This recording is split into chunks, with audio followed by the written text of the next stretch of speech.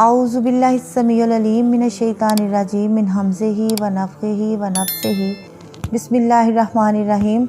الحمدللہ رب العالمین والصلاة والسلام علی اشرف الانبیاء والمرسلین اما بعد رب اشرح لی صدری ویسر لی امری واحلل عقدۃ من لسانی یفقہوا قولی قل من کانا کہہ دے جو کوئی ہے عدوا لجبریل دشمن جبریل کا فَإِنَّهُ بے شک اس نے نزلہ اتارا اس کو یعنی اس قرآن کو علی قلبک اوپر تیرے دل کے بِإِذْنِ اللہ ساتھ حکم اللہ کے مصدقا لما بینا اور تصدیق کرتا ہے اس کی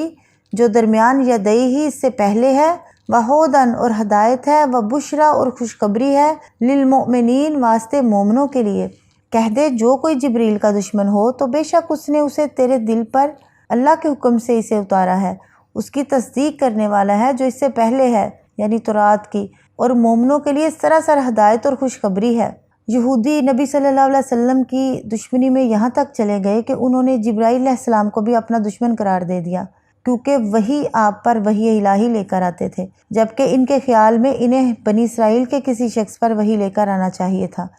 اس کے لیے انہوں نے ایک بہانہ بنایا، چنانچہ ابن عباس رضی اللہ عنہما نے فرمایا کہ یہودی رسول اللہ صلی اللہ علیہ وسلم کے پاس آئے اور کہنے لگے اے ابا القاسم ہم آپ سے چند سوال کرتے ہیں، اگر آپ نے ان کے جواب دے دیے تو ہم پہچان جائیں گے کہ آپ واقعی نبی ہیں اور آپ کے پیروکار بن جائیں گے۔ ابن عباس رضی اللہ عنہما نے فرمایا کہ آپ نے ان سے عہد لیا جیسا کہ اسرائیل علیہ السلام نے یعنی یعقوب علیہ السلام نے اپنے بیٹوں سے لیا تھا۔ آپ صلی اللہ علیہ وسلم نے ان سے یہاں تک کہا کہ اللہ اس پر جو ہم کہہ رہے ہیں وکیل ہے۔ سوالات کے صحیح جوابات پانے کے بعد یہود کہنے لگے اچھا یہ بتائیے کہ فرشتوں میں سے آپ کے پاس آنے والا کون ہے، کیونکہ ہر نبی کے پاس کوئی نہ کوئی فرشتہ خبر لے کر آتا ہے، یہی آخری بات ہے، اگر آپ بتا دیں گے تو ہم آپ کے پیروکار بن جائیں گے۔ آپ صلی اللہ علیہ وسلم نے فرمایا وہ جبریل ہے۔ انہوں نے کہا وہ تو لڑائی اور جنگ لے کر اترتا ہے، وہ تو ہمارا دشمن ہے، اگر تم میکائیل بتاتے تو ہم ایمان لے آتے کیونکہ وہ نباتات بارش اور رحمت لے کر آتا ہے۔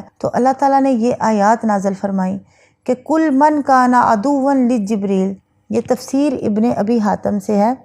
اچھا اسی طرح صحیح بخاری میں ہے کہ عبداللہ بن سلام جب مدینہ میں آپ کے تشریف لانے کی خبر سنی تو اس وقت وہ باغ میں میوہ چن رہے تھے۔ اسی وقت آپ صلی اللہ علیہ وسلم کے پاس آئے اور کہا میں آپ سے 3 باتیں پوچھتا ہوں جنہیں پیغمبر کے سوا کوئی نہیں بتا سکتا، آپ بتائیے کہ قیامت کی پہلی نشانی کیا ہے، اور جو جنتی لوگ ہیں وہ جنت میں جا کر سب سے پہلے کیا کھائیں گے، اور بچہ اپنے ماں باپ سے صورت میں کیوں ملتا جلتا ہے؟ آپ صلی اللہ علیہ وسلم نے فرمایا ابھی جبریل نے مجھے یہ باتیں بتائی ہیں۔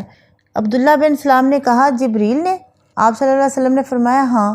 ابن سلام نے کہا سارے فرشتوں میں سے وہی تو یہودیوں کا دشمن ہے۔ اس وقت آپ صلی اللہ علیہ وسلم نے یہ آیت پڑھی من کانا عدوا لجبریل من کانا عدوا للہ، اور جو کوئی عدوا دشمن ہے للہ اللہ کا وملائکاتہ اور اس کے فرشتوں کا ورسلہ اور اس کے رسولوں کا وجبریل اور جبرائیل کا ومیکال اور میکائیل کا فإن اللہ تو بے شک اللہ عدو للکافرین دشمن ہے واسطے کافروں کا۔ جو کوئی اللہ اور اس کے فرشتوں اور اس کے رسولوں اور جبریل اور میکائیل کا دشمن ہو تو بے شک اللہ سب کافروں کا دشمن ہے۔ یہود نے جو بہانہ بنایا تھا اللہ تعالیٰ نے اس کے کئی جواب دیے۔ پہلا یہ کہ جبرائیل علیہ السلام کا اس میں کیا قصور ہے، اس نے تو اللہ کے حکم سے آپ صلی اللہ علیہ وسلم کے دل پر نازل کیا ہے، تمہاری دعوت تو پھر اللہ تعالیٰ سے ہوئی۔ دوسرا یہ کہ اگر جبرائیل نے تمہاری کتاب کے خلاف یا گمراہی اور عذاب والی کوئی بات کی ہوتی تو بے شک تم اس سے دعوت رکھتے، مگر جب اس کی لائی ہوئی وحی تمہاری کتاب کی تصدیق کر رہی ہے اور ایمان والوں کے لیے ہدایت اور خوشخبری ہے تو پھر تمہیں دشمنی رکھنے کا کیا حق ہے؟ تیسرا یہ کہ تمہارا کہنا کہ میکائیل سے تمہاری دوستی ہے یہ کیسے درست ہو سکتا ہے، جبکہ تم جبریل سے دشمنی رکھتے ہو تو دشمن کا جو دوست بھی دشمن ہوتا ہے، لہٰذا تمہاری دشمنی صرف جبریل سے نہیں بلکہ اللہ تعالیٰ سے، اس کے فرشتوں سے، اس کے رسولوں سے، جبریل سے، میکائیل سے، سبھی سے ہے، کیونکہ یہ سب جبرائیل کے دوست ہیں۔ اور سن لو جو ان سب کا دشمن ہے تو ایسے کافروں کا اللہ بھی دشمن ہے۔ ابو ہریرہ رضی اللہ عنہ بیان کرتے ہیں کہ رسول اللہ صلی اللہ علیہ وسلم نے فرمایا اللہ تعالیٰ نے فرمایا کہ جس نے میرے کسی دوست سے دشمنی رکھی تو میں اس کے ساتھ جنگ کا اعلان کرتا ہوں، بخاری کی حدیث ہے۔ وَلَقَدْ اور بلا شبہ یا یقیناً انزلنا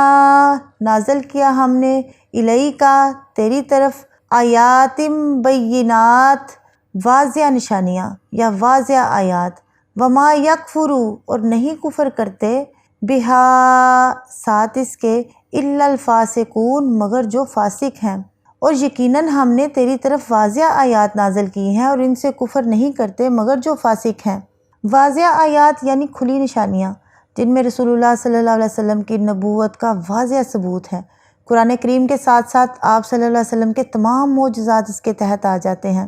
اوَکُلَّمَا ہر بار، عَاہَدُوا عہد کیا، عہداً عہد کرنا، نَبَذَہُ تو پھینک دیا اس کو، فریق منہم ایک گروہ نے ان میں سے، بل اکثرہم بلکہ اکثر ان کے، لا یؤمنون نہیں مان لاتے۔ اور جب کبھی انہوں نے کوئی عہد کیا تو اسے ان میں سے ایک گروہ نے پھینک دیا بلکہ ان کے اکثر ایمان نہیں رکھتے۔ یہاں سے دوبارہ یہود کے اس کردار پر گرفت کی گئی ہے کہ تورات میں جتنی بھی ذکر کی گئی نشانیوں کے مطابق یہود نے نبی آخری الزماں کو پوری طرح پہچان لیا، مگر ایمان لانے سے انکار کرنے کے بعد انہوں نے اس کتاب کے ان حصوں کو یوں فراموش کر دیا جیسے وہ انہیں کبھی جانتے ہی نہ تھے، حالانکہ یہودیوں سے نبی آخری الزماں کی مدد کرنے اور اس پر ایمان لانے کا بھی عہد لیا گیا تھا، مگر اس عہد سے وہ پھر گئے اور کہنے لگے ہم سے اس قسم کا کوئی عہد نہیں لیا گیا۔ اس آیت میں اللہ تعالیٰ نے آپ صلی اللہ علیہ وسلم کو تسلی دی ہے کہ عہد توڑنا تو ان لوگوں کا پرانا شیوا ہے، جب ان سے کوئی عہد لیا گیا ان میں سے ایک گروہ نے ہمیشہ اسے پس پشت ڈال دیا، بلکہ ان میں سے بہت سے لوگ تو تورات پر سرے سے ایمان ہی نہیں رکھتے تھے۔ ایسے لوگ اگر اب عہد شکنی کرتے ہیں تو تعجب کی کیا بات ہے۔ وَلَمَّا جَاءَهُمْ اور جب ان کے پاس آیا، رسول من عند اللہ اللہ کے نزدیک سے، مصدق لما معہم اور تصدیق کرنے والا جو ان کے پاس ہے، نبذ فریق تو پھینک دیا ایک گروہ نے، من الذین ان لوگوں میں سے اوتوا الکتاب جو کتاب دیے گئے تھے، کتاب اللہ وراء ظہورہم اللہ کی کتاب کو وراء ظہورہم اپنی پشتوں کے پیچھے،